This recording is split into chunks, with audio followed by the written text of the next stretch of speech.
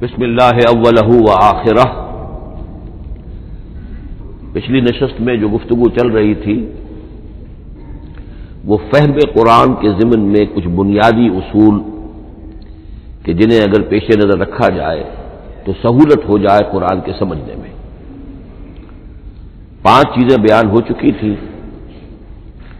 Number 1، قرآن کا اسلوب استدلال منطقی نہیں ہے، فطری ہے، نیچرل اور خطابی ہے، انسان کو خود غور و فکر کرنے اور اپنے اندر جھانکنے کی دعوت دیتا ہے قرآن۔ ثانیاً، قرآن مجید کی آیات میں تقسیم ہے محکمات اور متشابہات، اور سورہ آل عمران میں جہاں اس کا ذکر ہے فرما دیا گیا ہے کہ اہل ایمان کا شیوہ یہ ہونا چاہیے کہ وہ محکمات پر اپنی توجہ کو مرکوز رکھیں اور متشابہات کے بارے میں اجمالی طور پر یقین رکھیں کہ اللہ کی طرف سے ہے، یقیناً حق ہے، چاہے وہ ہماری سمجھ میں آئی ہے یا نہیں آئی۔ لیکن اس میں جو ایک براڈ تقسیم ہے وہ یہ کہ آیات الاحکام سب کی سب محکمات ہیں مستقل، اور عالم غیب، عالم آخرہ، عالم برزخ، عالم ارواح، عالم ملائکہ، اس کے تمام امور مستقل طور پر متشابہات میں سے ہے۔ البتہ ایک تیسری کیٹیگری ہے کہ جو سائنٹیفک فینومینا کے ضمن میں ہو سکتا ہے کہ ایک شے آج متشابہات میں ہو، کل وہ محکمات میں داخل ہو جائے، جبکہ انسانی علم جو ہے وہاں تک پہنچ جائے اور اس کا ادراک کر سکے۔ نمبر 3، تفسیر زیادہ تر لفظی طور پر اور نحو اور صرف سے بحث کرتی ہے، تعویل کا مقصد ہے اصل مدلول تک پہنچنے کی کوشش کرنا۔ نمبر 4، تعویل میں عام اور خاص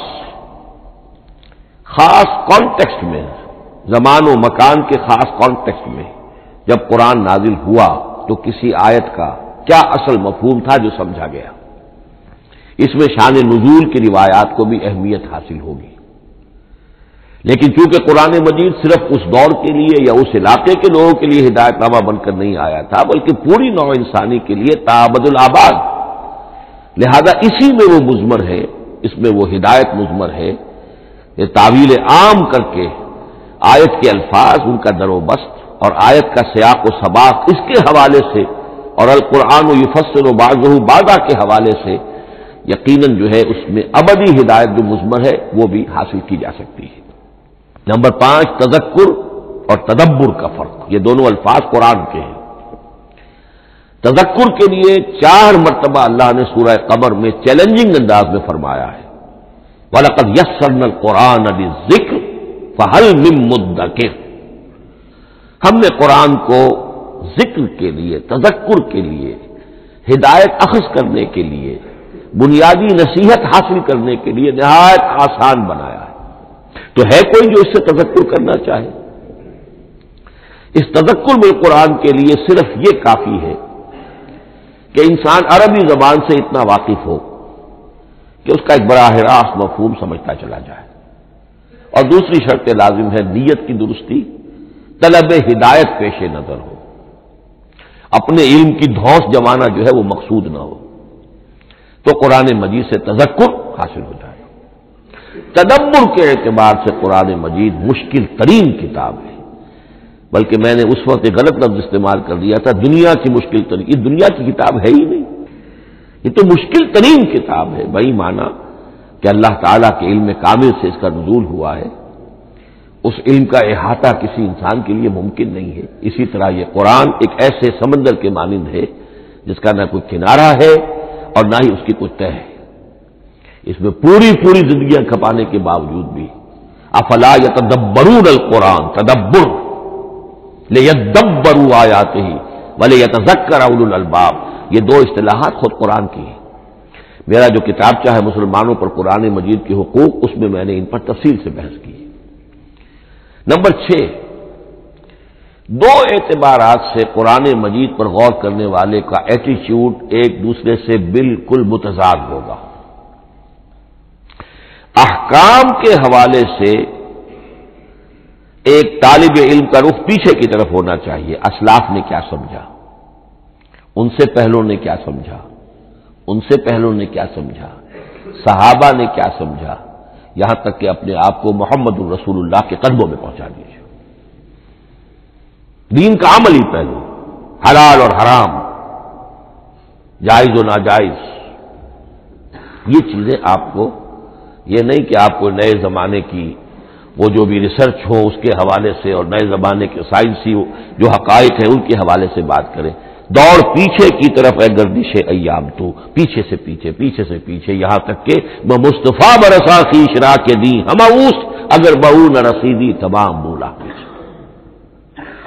لیکن حکمت، سائنس، اس کے حوالے سے آگے بڑھیے، آگے سے آگے بڑھیے. وہ تو میں عرض کر چکا ہوں کہ وہ جو فینومینا قرآن مجید میں سائنٹیفک مذکور ہیں ان کی اصل حقیقت جو ہے وہ ہمارے اگر اسلاف کو سمجھ میں نہیں آ سکی تو بات سمجھ میں آتی ہے. ابھی اس علم کی سطح ہی اتنی کمزور تھی، اتنی نیچی تھی کہ اس کا ادراک ممکن نہیں تھا. اس میں آگے بڑھیے تو اس میں بالکل متضاد ہو گیا کہ ایک میں زمانے کا ساتھ دینے کی بجائے زمانے سے بھی آگے چلو، اور ایک میں پیچھے پیچھے پیچھے پیچھے، یہاں تک کہ محمد الرسول اللہ والذین معہ، محمد الرسول اللہ والذین معہ، ان کے قدموں تک اپنے آپ کو پہنچا دو. آخری شے فہم قرآن کے ضمن میں، لیکن یہ last but not the least کے مصداق ہے. یہ بات بہت صراحت کے ساتھ مولانا مودودی نے لکھی ہے تفہیم القرآن کے مقدمے میں، اور بہت اہم بات ہے، بہت اہم بات. اور وہ یہ ہے کہ قرآن مجید ایک ایسی کتاب نہیں ہے جسے کوئی محقق اور ریسرچ اسکالر اپنی لائبریری میں بیٹھ کر اور ریفرنس بک سامنے رکھ کر ادھر سے ادھر اور سمجھ لے. اس کے سمجھنے کا کی شرط لازم یہ ہے کہ جو یہ راستہ دکھاتا ہے اس پر چلنا شروع کرے. ایک ایک قدم کے بعد قرآنی حقائق مزید منکشف ہوں گے اور مزید منکشف ہوں گے اور مزید منکشف ہوں گے. جب تک قرآن مجید کے بتائے ہوئے راستے پر آدمی چلے گا نہیں، قرآن کی اصل حقیقت اس پر کبھی منکشف نہیں ہوگی. چاہے تفسیر لکھ دے، وہ تو لفظوں کی بحث ہے، صرف اور نحو ہے یا روایات ہے، وہ جمع کر دیجئے. لیکن یہ کہ قرآن مجید کا صحیح فہم عمل کے بغیر ممکن ہے. جیسے قرآن مجید میں آتا زادتہم ایمانا، ایمان بڑھتا ہے، عمل کے ذریعے سے ایمان بڑھتا ہے. میں اس میں ایک شے کا اضافہ کر رہا ہوں. میرے نزدیک قرآن مجید مینول آف ریولیوشن، محمد عربی صلی اللہ علیہ وسلم نے ایک عظیم انقلاب برپا کیا دنیا میں، اور ایک انقلابی جد و جہد کی ہے. دعوت کے قبول کرنے والوں کو منظم کرنا، ان میں سم و طاعت کی عادت پیدا کرنا، پھر ان میں تن من دھن قربان کرنے کا جذبہ پیدا کرنا، پھر ان کا تزکیہ کرنا، ان کی تربیت. پھر جب وہ تیار ہو جائیں تو باطل سے ٹکر، اور اس میں پھر جہاد اور قتال کے مراحل، تاکہ انقلاب آ گیا. اور یہ کہ جاء الحق وزهق الباطل ان الباطل کان زهوقا. اس جد و جہد کے ہر مرحلے پر قرآن نازل ہو رہا ہے، جو اس مرحلے کے جو مسائل ہیں، جو اس مرحلے کے پرابلمز ہیں، جو اس مرحلے کی مشکلات ہیں، ان سے بحث کر رہا ہے.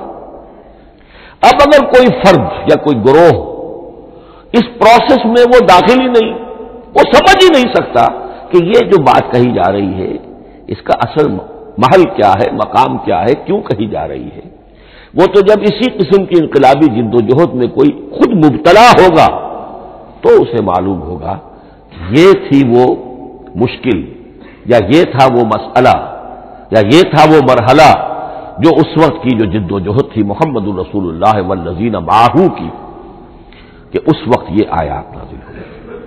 اس طریقے سے مینول آف ریولیوشن میں کہا کرتا ہوں، کیونکہ ہماری جو طب کی تعلیم ہوتی ہے ان میں مینول آف ڈسیکشن، سب سے پہلے جو ہے اناٹمی پڑھائی جاتی ہے اور ڈیڈ باڈی کی ڈسیکشن ہوتی ہے، تو مینول آف ڈسیکشن جو ہے وہ پہلی کتاب ہوتی ہے جو ہمیں ملتی ہے۔ یہ ہوتا ہے، بتایا جاتا ہے یہاں ذرا شکاف دو اور یہ کھال کو کاٹو، اس کے اندر تمہیں یہ نظر آئے گا، یہ فیشیا ہے، پھر اسے اس کے اندر ایک اور شکاف دو، یہ نظر آئے گا۔ بالکل اسی طریقے سے قرآن مجید کی انگلی پکڑ کر اگر آپ چلیں گے تو پھر درجہ بدرجہ قرآن آپ پر منکشف ہوتا چلا جائے گا۔ اور اگر آپ نے اسے صرف ایک اکیڈمک ایکسرسائز بنا لیا، ایک علمی بات ہے، اس سے آگے کچھ نہیں، تو قرآن مجید کا جو اصل لب لباب ہے، جو اصل اس کا جوہر ہے، وہ کبھی منکشف نہیں ہوگا۔ اب آئیے ایک اہم موضوع، اعجاز قرآن کے وجوہ کیا ہیں۔ پہلی بات تو یہ سمجھ لیجئے کہ قرآن مجید کی حقانیت پر بنیادی طور پر دو قسم کی دلیلیں ہیں۔ ایک دلیل خارجی ہے، خارجی دلیل محمد الرسول اللہ صلی اللہ علیہ وسلم کی شخصیت اور آپ کا کارنامہ، الصادق الامین، قد لبثت فیکم عمرا، میں تمہارے مابین ایک عمر گزار چکا ہوں، تم نے مجھے دیکھا، میرا کردار دیکھا، تم نے خود مجھے الصادق اور الامین کا جو ہے خطاب دیا، تو خود حضور کی شخصیت دلیل ہے قرآن مجید کی حقانیت پر۔ اس اعتبار سے ایک مضمون بہت اہم ہے، اور وہ یہ کہ قرآن اور محمد صلی اللہ علیہ وسلم اس طرح ایک دوسرے کے ساتھ جڑے ہوئے ہیں، گتھے ہوئے ہیں، ایک وحدت بن گئے ہیں، ایک آرگینک ہول بن گئے ہیں کہ ایک دوسرے کے لیے شاہد بھی ہے اور ایک دوسرے کے لیے کمپلیمنٹری بھی ہے، جس کے لیے میں دو مقامات سے استشہاد کروں گا۔ سورہ بینہ میں فرمایا لم یکن الذین کفروا من اہل الکتاب والمشرکین منفکین حتی تأتیہم البینہ، اہل کتاب میں سے اور کفار میں سے، مشرکین میں سے جو لوگ جنہوں نے کہ کفر کیا تھا، وہ علیحدہ نہیں کیے جا سکتے تھے جب تک کہ بینہ نہ آ جاتے۔ اب بینہ کیا ہے؟ رسول من اللہ یتلو صحفا مطہرۃ فیہا کتب قیمہ، بینہ دو چیزوں سے مل کر بنی، رسول من اللہ یتلو صحفا مطہرۃ فیہا کتب قیمہ، رسول اور قرآن مل کر بینہ ہے، رسول کی شخصیت بین ہے، اور یہ قرآن مجید کے لیے دلیل ہے۔ دوسری طرف قرآن مجید محمد کی رسالت کا ثبوت ہے، جیسے کہ آپ دیکھتے ہیں یاسین والقرآن الحکیم انک لمن المرسلین، والقرآن الحکیم، قسم ہے اس قرآن حکیم کی، یعنی یہ قرآن حکیم گواہ ہے، شاہد عادل ہے کہ اے محمد آپ اللہ کے رسول ہیں۔ محمد کی شخصیت حقانیت قرآن پر دلیل ہے، قرآن محمد کی رسالت پر دلیل ہے، ایک دوسرے کے شاہد۔ دوسرا مقام سورۃ طلاق کا ہے، قد انزل الیکم ذکرا، دیکھو لوگو اللہ نے تمہارے لیے یاد دہانی ذکر نازل کر دیا ہے۔ وہ یاد دہانی کیا ہے؟ رسولا یتلو علیکم آیات اللہ مبینات، اللہ کا ایک رسول جو تمہیں پڑھ کر سنا رہا ہے اللہ کی آیات بینات، یہ دونوں چیزیں مل کر بینہ بنا، دونوں چیزیں مل کر ذکرا بنا۔ اس حوالے سے یہ دونوں چیزیں ایک دوسرے کے ساتھ یوں سمجھیے کہ اس طریقے سے گتھی ہوئی ہیں، دونوں حقیقتیں اس طرح جمع ہیں کہ ایک دوسرے سے جدا نہیں کی جا سکتی۔ اگلی بات یہ سمجھیے کہ قرآن مجید محمد الرسول اللہ کا اصل معجزہ، بلکہ اس سے آگے بڑھ کر ایک لفظ استعمال کروں گا، واحد معجزہ ہے۔ آپ شاید حیران ہو کہ اور بھی تو معجزات بیان ہوتے ہیں حضور کے، لیکن میری بات سمجھیے، غور کیجیے، ان واقعات سے مجھے انکار نہیں ہے، لیکن جو بات میں کہنا چاہتا ہوں اس کو اچھی طرح سمجھیے۔ معجزہ کہتے کسے؟ معجزہ عاجز کر دینے والی شے۔ اس معجزے میں دو چیزیں ہونی لازم ہیں، دعویٰ اور تحدی، چیلنج۔ جبکہ کوئی خرق عادت کوئی شے پیدا ہو جائے، خرق عادت اسے کہتے ہیں کہ فزیکل لا ایک ہے، پانی، واٹر کیپس اٹس سرفیس، حضرت موسیٰ کا عصا اس پر لگا اور سمندر پھٹ گیا، خرق عادت ہے، یعنی جو عادی قانون ہے، عام طور پر جو قوانین طبعیہ ہیں ان کا پھٹ جانا، ختم ہو جانا، ٹوٹ جانا، اور کسی حقیقت کا اس میں سے ظاہر ہو جانا جو ان فزیکل لاز کے خلاف۔ آگ کے بارے میں قانون کیا ہے؟ وہ جلاتی ہے، لیکن یہ کہ یہ معجزہ ہے، یہ خرق عادت ہے کہ حضرت ابراہیم آگ میں ڈالے گئے، اس نے نہیں جلائے، یا نارو کونی بردن و سلام علی ابراہیم۔ تو خرق عادت کو اب دو قسموں میں آپ سمجھیے۔ ایک خرق عادت وہ ہے جو دعوے کے ساتھ پیش کیا جائے، اپنی صداقت، اپنی رسالت کی حقانیت اور صداقت کے ثبوت کے طور پر، اور اس میں چیلنج کیا جائے کہ آؤ مقابلہ کر لو، وہ اس رسول کا اصل معجزہ ہوتا ہے۔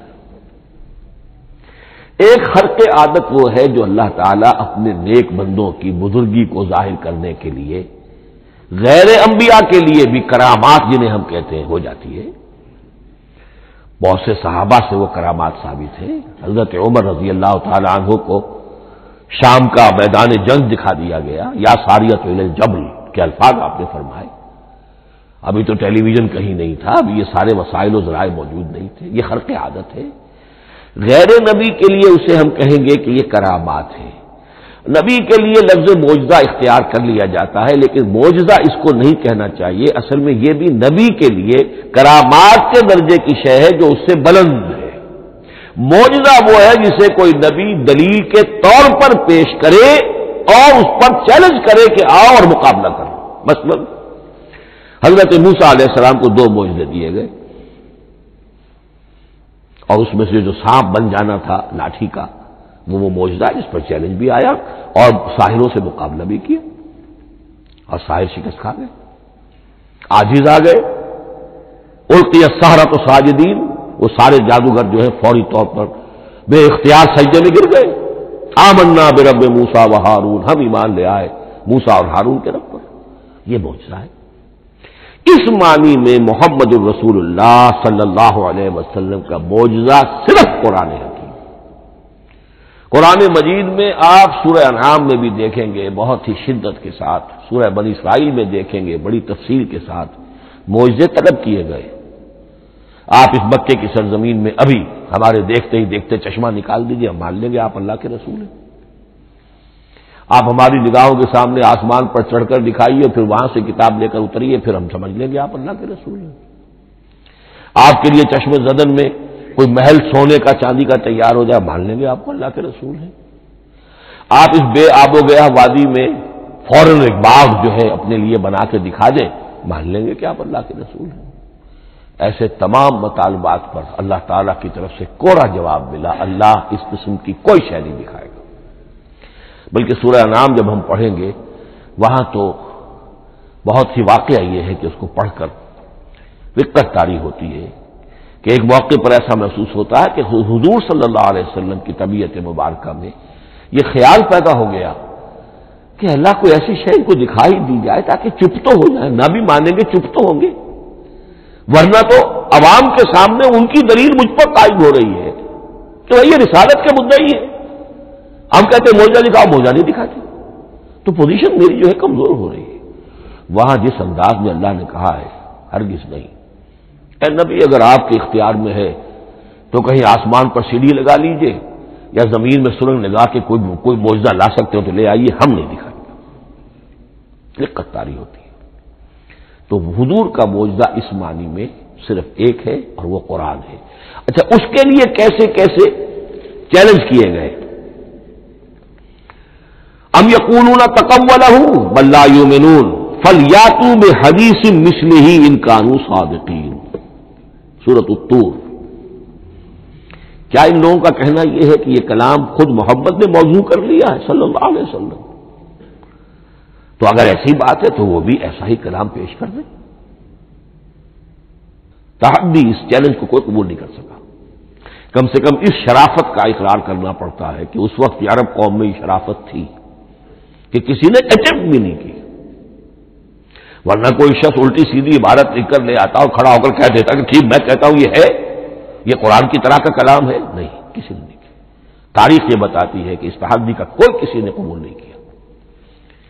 اسی طرح فرمایا سورہ بنی اسرائیل میں قل لئن اجتمعت الانس والجن على ان ياتوا بمثل هذا القرآن لا ياتون بمثله ولو كان بعضهم لبعض ظهيرا۔ چیلنج ہے، اے نبی کہہ دیجئے اگر تمام انسان، تمام جن مل کر بھی چاہے کہ ایسی کوئی کتاب وہ مرتب کر لے، نہیں کر سکیں گے، چاہے وہ سب کے سب ایک دوسرے کی مدد کریں۔ ہے کہ نہیں چیلنج؟ اسی طریقے سے سورہ ہود میں فرمایا، اب اس کو کہتے ہیں برسبیل تنزل، پوری کتاب نہیں لا سکتے قرآن جیسی، چلو تو 10 صورتیں لے آؤ۔ قل فاتوا بعشر سور مثلہ مفتریات، اے کہیے اے نبی، سورہ ہود کی آیت نمبر 13 ہے، اس جیسی کوئی 10 صورتیں لے آؤ۔ 114 نہ صحیح، 10 صحیح۔ یہ بھی نہیں ہوا تو برسبیل تنزل اور سورہ یونس میں فرمایا قل فاتوا بسورۃ من مثلہ، ایک سورت ہی لے آؤ۔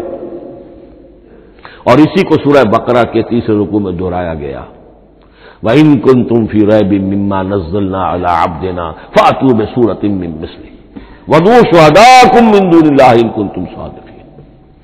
لیکن نوٹ کر لیجئے کہ کسی نے یہ جرأت نہیں کی، نہ قرآن کے اس دعوے کو چیلنج کیا، نہ کسی نے مقابلے کی کوشش کی، نہ کوئی اپنی کوئی تصنیف و تالیف یا اپنا کوئی کمپوزیشن لا کر اور یہ دعویٰ کر کے کھڑا ہوا کہ جمع کر لیجئے، منصف بلا لیجئے، کوئی کمیشن بٹھا لیجئے، میرا یہ کلام بھی بالکل ہم بدل ہے اس کلام کی، نہیں۔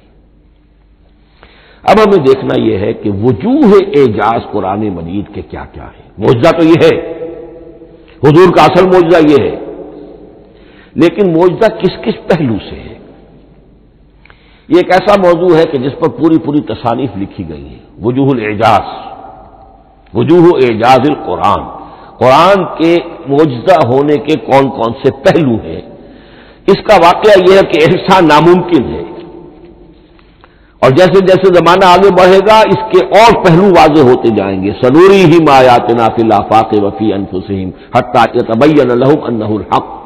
لیکن یہ کہ کس کس پہلو سے یہ معجزہ ہے، چند موٹی موٹی باتیں ضرور سمجھ لیجئے۔ لغت، ادب، فصاحت، بلاغت، عذوبت، مٹھاس، اس کے اعتبار سے قرآن معجزہ ہے۔ لیکن اس اعتبار سے قرآن معجزہ ہے یا تو تھا اپنے زمانے کے عربوں کے لیے، غیر عرب کے لیے تو نہیں تھا۔ غیر عرب جو ہے قرآن مجید کی جو بھی فصاحت و بلاغت ہے، اس کا جو لٹریری بیوٹی ہے، اس کو تو وہ اپریشیٹ نہیں کر سکتا تھا۔ یہ حصہ جو ہے یا تو عربوں کے لیے تھا اس وقت دائمی، یا آج بھی عرب کچھ نہ کچھ، بہرحال عربی ان کی زبان ہے، وہ پڑھتے ہیں، جیسا کہ میں نے عرض کیا تھا، چاہے عیسائی ہو اور چاہے یہودی ہو، وہ بھی اپنے ہاں لٹریچر کی، عربی لٹریچر کی ہائیسٹ کتاب کی حیثیت سے قرآن مجید پڑھانے پر مجبور ہے۔ ایک پہلو اس کا یہ ہے، اور اسی کے حوالے سے نوٹ کیجئے حضرت لبید رضی اللہ تعالی عنہ، یہ سبع معلقہ کے شعراء میں سے تھے آخری۔ عربوں میں چونکہ اس کا بڑا چرچا تھا شاعری کا، تو ان کا جو سالانہ جشن ایک ہوتا تھا، اس میں وہ بہت بڑے بڑے شعراء سب جمع ہوتے تھے، اپنے اپنے قصیدے پڑھتے تھے، اور جس کا قصیدہ سمجھا جاتا تھا کہ سب سے اعلیٰ ہے، سب سے بلند ہے، سب سے عمدہ ہے، اب اسے اس سال کے لیے وہ گویا کہ ملک الشعراء اس کو مانا جاتا تھا کہ یہ شاعروں کا بادشاہ ہے، اور تمام شاعر اسے سجدہ کرتے تھے بالفعل، اور اس کے قصیدے کو کعبے کی دیوار کے ساتھ ٹانگ دیا جاتا تھا، معلق کر دیا جاتا تھا۔ ایسے 60 قصیدے ہیں جن کے مجموعے کا نام ہے سبع معلقہ۔ اس سبع معلقہ جو ہے 7 جو سلسلے ہیں، ان میں آخری حضرت لبید کا ہے، وہ ایمان لے آئے۔ ایمان لانے کے بعد انہوں نے شعر کہنا چھوڑ دیا۔ اس پر حضرت عمر نے ایک دفعہ ان سے کہا کہ لبید اب آپ شعر نہیں کہتے۔ ان کا جواب تھا ابعد القرآن، کیا قرآن کے بعد بھی کسی کے لیے کوئی موقع ہے کہ وہ کچھ کہنے کی کوشش کرے؟ فصاحت اور بلاغت کی تو معراج قرآن مجید ہے، وہ آ چکی ہے۔ تو جہاں تک اہل عرب کے لیے اس کا معجزہ ہونا خاص طور پر اس دور میں اور اب بھی کسی درجے میں، اس میں تو اہمیت ہے اس کی ادبیت، اس کی فصاحت، اس کی بلاغت، اس کی عذوبت۔ دائمی اور ابدی یہ کس اعتبار سے معجزہ ہے؟ عہد حاضر میں اور غیر عرب لوگوں کے لیے۔ نمبر ایک، سائنسی حقائق کا انکشاف۔ جس طریقے سے کہ یہ سائنسی حقائق منکشف ہوتے چلے جا رہے ہیں ابدی طور پر، میں ڈاکٹر مورس بکائی کا حوالہ دے چکا ہوں اور پروفیسر ڈاکٹر کیتھل مور کا حوالہ دے چکا ہوں، ان کو ذہن میں رکھیے۔ سنریہم آیاتنا فی الآفاق وفی انفسہم حتی یتبین لہم انہ الحق۔ نمبر دو، حضور کا وہ کارنامہ کہ آپ نے ایک عظیم انقلاب برپا کر کے دکھایا اور وہ نظام قائم کر کے دکھایا کہ جس سے بہتر، جس سے عادلانہ، جس سے زیادہ منصفانہ کوئی نظام دنیا میں نہ آج تک قائم ہوا ہے اور نہ اس کی کوئی دوسری نظیر پیش کی جا سکتی۔ یہ ہے سب سے بڑا معجزہ، اور معجزہ ہوا قرآن سے۔ اتر کر حرا سے سوئے قوم آیا اور ایک نسخہ کیمیا ساتھ لایا۔ یہ سارا معجزہ، جیسا کہ میں نے شروع میں عرض کیا ہے، محمد اور قرآن دونوں مل کر بینہ بھی ہے تو رسول من اللہ یتلو صحفا مطہرۃ فیہا کتب قیمہ قد انزل الیکم ذکرا رسولا یتلو علیکم آیات اللہ مبینات۔ یہ معجزہ جو ہے جس کے حوالے سے دنیا میں بڑی بڑی شخصیات نے شہادت دی۔ ایم این رائے اس صدی کا ایک بہت بڑا انقلابی شخص، کمیونسٹ انٹرنیشنل کا رکن، اس صدی کی ابتدا میں جو شعلہ تھا، جو غلغلہ تھا، جو ولولہ تھا بولشوک ریولوشن کا، اور جو دنیا کے اندر ایک دھوم مچ گئی تھی، اس کو ذہن میں رکھیے۔ اور اس میں کمیونسٹ انٹرنیشنل کا رکن ایم این رائے، 1920 میں اس نے لاہور میں ایک خطبہ دیا تھا، ہسٹوریکل رول آف اسلام، اور اس نے کہا تھا تاریخ انسانی کا عظیم ترین انقلاب وہ ہے کہ جو محمد نے برپا کیا صلی اللہ علیہ وسلم۔ آج بھی یہ کتاب بھارت میں چھپتی ہے، بامبے کا ایک پبلشر شائع کرتا ہے، historical role of Islam by M N رائے۔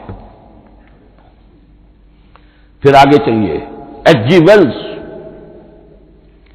اگرچہ انتہائی رقیق حملے کرتا ہے حضور کی زندگی کے بعض پہلوؤں پر، جیسے رشدی نے کیے ہیں یا جیسے تسلیمہ نسرین ایک بنگالی خاتون نے کیے ہیں، اسی طرح کے حملے کیے اس نے بھی۔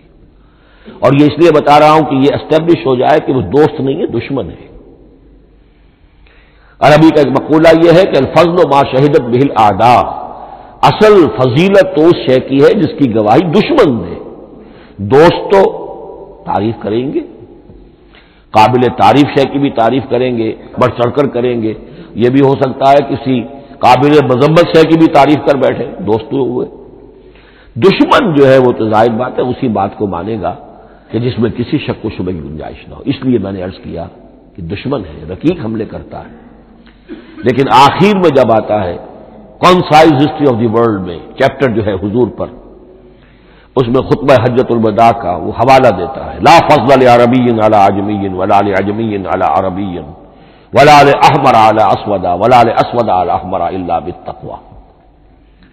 اور پھر لکھتا ہے کہ اگرچہ انسانی حریت و اخوت و مساوات کے واعظ تو پہلے بھی بہت کہے گئے تھے، یہاں تک کہ مسیح ناصری حضرت عیسیٰ علیہ السلام کے ہاں بھی ہمیں بڑے واعظ ملتے ہیں، لیکن یہ ماننا پڑتا ہے کہ تاریخ انسانی میں پہلی مرتبہ ان اصولوں پر ایک انسانی معاشرہ قائم کر کے دکھایا محمد نے صلی اللہ علیہ وسلم۔ Although the sermons of human freedom, fraternity and equality were said before also, and we find a lot of them in Jesus of Nazareth, but it must be admitted that it was Muhammad sallallahu alayhi wa sallam who established for the first time in history a society based on these principles. اسی طرح کی گواہی آج سے تقریباً 20 سال پہلے امریکہ کے ڈاکٹر مائیکل ہارٹ نے دی. A selection and gradation of the 100 most influential personalities of human history.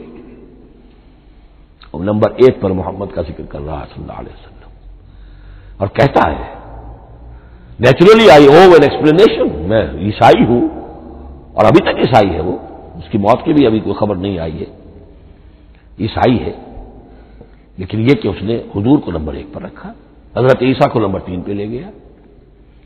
تو naturally I O N explanation, اور پھر ایکسپلینیشن دی ہے this is because he is the only person supremely successful in both the religious and secular fields.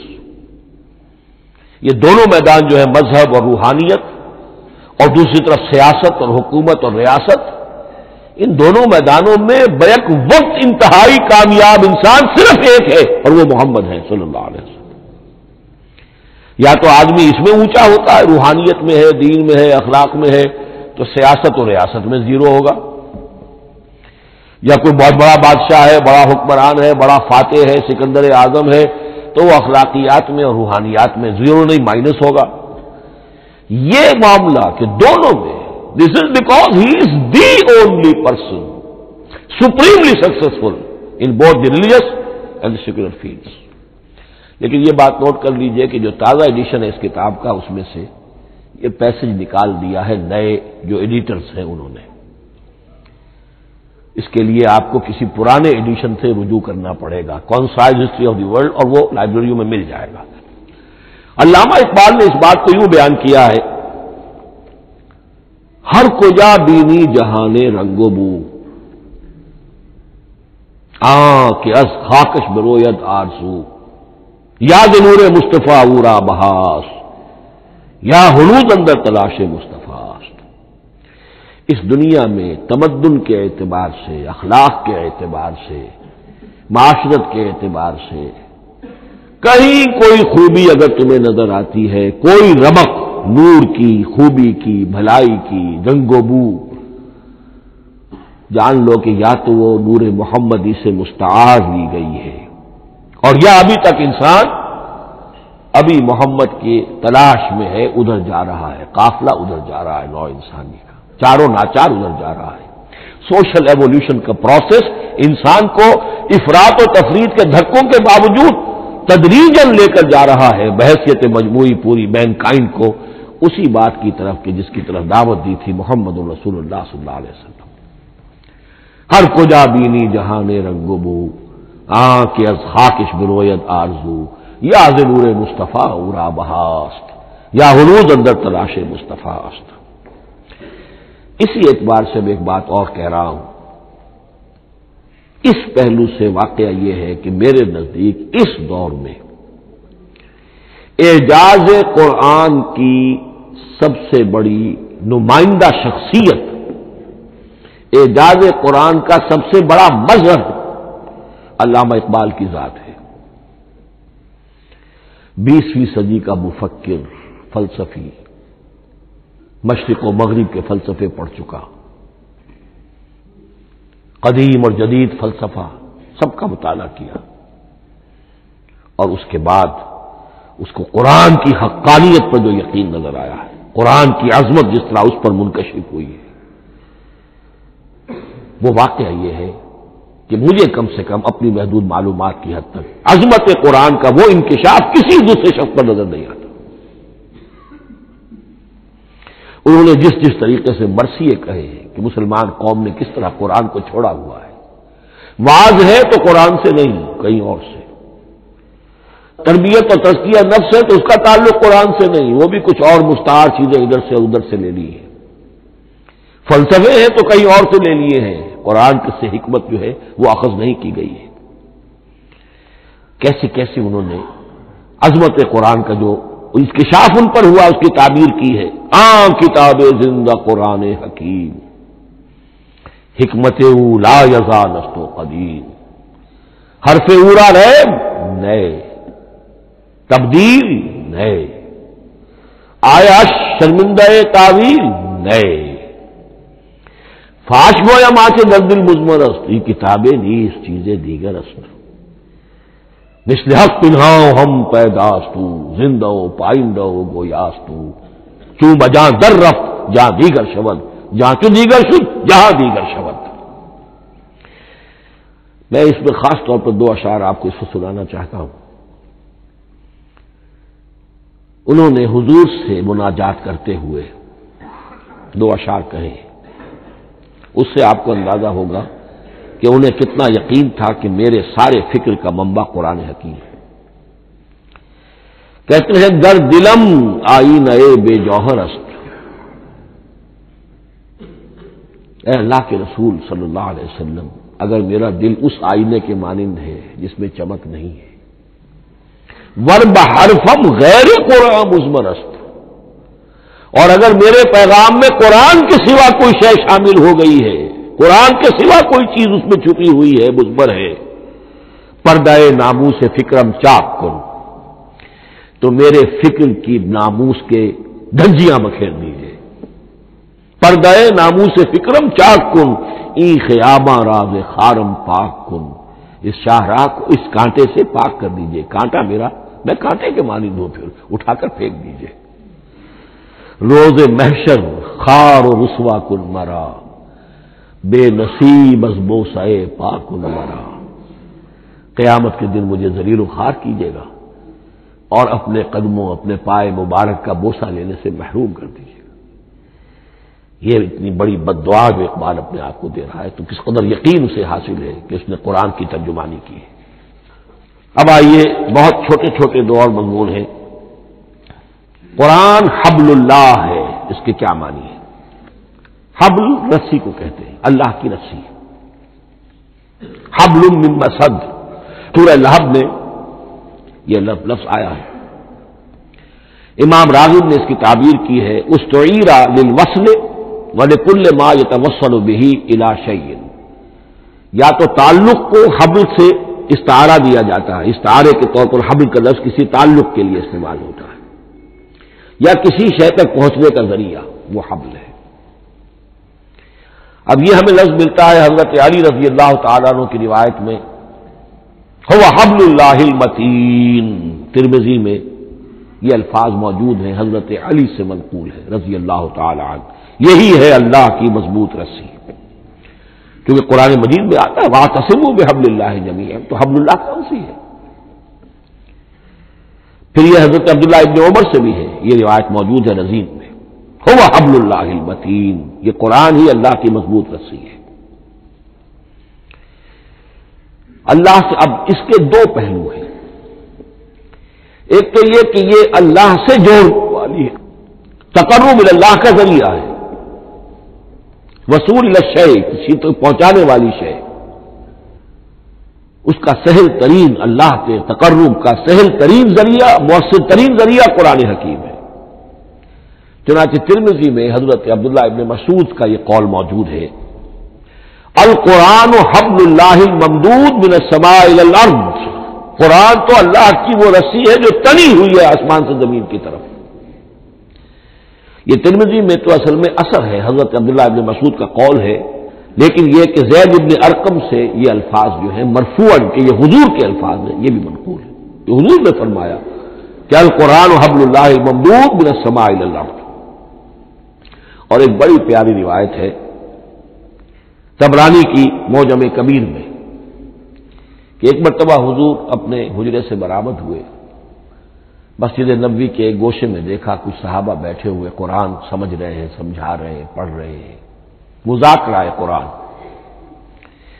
آپ کے چہرے پر بڑے بشاشت کے آثار ظاہر ہوئے، خوشی کے آثار. آپ چل کر تشریف لائے. پہلے ایک سوال کیا، الستم تشہدون اللہ الہ الا اللہ وانی رسول اللہ وہذا القرآن جاء من عند اللہ. کیا آپ لوگ اس کے گواہ نہیں ہیں کہ اللہ کے سوا کوئی معبود نہیں اور میں اللہ کا رسول ہوں، اور یہ قرآن خاص اللہ کے پاس سے آیا ہے؟ صحابہ کا جواب کیا ہو سکتا تھا؟ بلا یا رسول اللہ، کیوں نہیں اللہ کے رسول، ہم گواہ ہیں. اللہ کے سوا کوئی معبود نہیں، آپ اللہ کے رسول ہیں، اور قرآن خاص اللہ کے پاس سے آیا۔ اب آپ نے فرمایا فاستبشروا، خوشیاں مناؤ، فإن هذا القرآن طرفه بأيديكم وطرفه بيد اللہ، اس لیے کہ یہ قرآن وہ شے ہے کہ اس کا ایک سرا تمہارے ہاتھ میں ہے، ایک سرا اللہ کے ہاتھ میں۔ تو وصول اللہ کا مؤثر ترین طریقہ، تقرب اللہ کا مؤثر ترین طریقہ، سہل ترین طریقہ، شور شوق طریقہ وہ قرآن مجید ہے۔ اس اعتبار سے بھی کہ ہے یہ اللہ کی صفت، یہ ہم بحث کر چکے ہیں پہلے، اللہ کا کلام ہے، کلام صفت ہوتی ہے، اور صفت لا عین ولا غیر، یہ قرآن اللہ کا غیر نہیں ہے، ہم سمجھ نہیں سکتے، لیکن یہ کہ ہر صفت جو ہے وہ تو در حقیقت نہ عین ہے نہ غیر ہے۔ دوسری طرف یہی قرآن جو ہے حبل اللہ اس معنی میں بنتا ہے کہ مسلمانوں کو باہم جوڑنے والی شے، واعتصموا بحبل اللہ جمیعا ولا تفرقوا، حبل اللہ کو مضبوطی کے ساتھ تھام لو، سب کے سب جمع ہو کر، یہ تمہیں تفرقے سے بچانے والی شے ہے۔ اس کی وجہ کیا ہے؟ ظاہر بات ہے کہ انسانوں جو ہے ان کے اندر اتحاد پیدا ہوگا اتحاد فکری کے نتیجے میں، فکر ایک ہو، نظریات ایک ہوں، ویلیوز ایک ہوں، مقاصد ایک ہوں، تبھی تو انسان متحد ہوں گے۔ یہ بھیڑوں کا گلہ تو نہیں ہے کہ چرواہے کی ایک لاٹھی کافی ہے ان کو جمع رکھنے کے لیے، وہ بھیڑوں کا گلہ ہے۔ انسانوں کو جمع کرنے کے لیے کوئی ایسی شے جو تمہیں ایک فکر سے، ایک نظریے سے، ایک مقصد سے، ایک نصب العین سے متصف کر دے، وہ تمہیں جوڑ دے گی۔ اور قرآن وہ شے ہے جو ایک فکر دیتا ہے، ایک خیال دیتا ہے، ایک نظریہ دیتا ہے، ایک عقیدہ دیتا ہے، ایک مقصد دیتا ہے، ایک نصب العین دیتا ہے، اللہ کے لیے جینا، اللہ کے لیے مرنا، ان صلاتی و نسکی و محیای و مماتی للہ رب العالمین، ایک آئیڈیل دیتا ہے محمد الرسول اللہ کی شکل میں، لقد کان لکم فی رسول اللہ اسوۃ حسنہ۔ اب قرآن وہ چیز ہے کہ جو تمہیں آپس میں جوڑتی چلی جائے گی، تمہارے درمیان اتحاد پیدا ہو جائے گی۔ آخری چیز، مسلمانوں پر قرآن مجید کے حقوق کیا ہیں، یہ صرف اشارہ کروں گا اس لیے کہ اس پر میرا کتابچہ موجود ہے، اور اس کتابچے کو اللہ تعالیٰ نے بہت قبول عام عطا فرمایا۔ اس کا انگریزی ترجمہ کیا ایک صاحب نے، از خود کیا، خود ہی ٹائپ کیا، خود ہی چھپوایا۔ عربی ترجمہ ایک صاحب نے کیا، خود کیا۔ فارسی ترجمہ ایک صاحب نے کیا، خود کیا، بغیر کسی معاوضے کے۔ ملیشیا میں وہ چھپ چکا ہے، لاکھوں کی تعداد میں عام ہو چکا ہے۔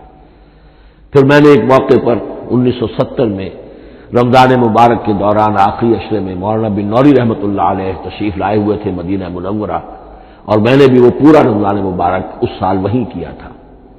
میں نے ان کو دیا تھا کہ آپ دیکھیے اس میں کوئی غلطی ہو تو مجھے بتا دیجئے، میں اسے بڑے پیمانے پر شائع کرنا چاہتا ہوں۔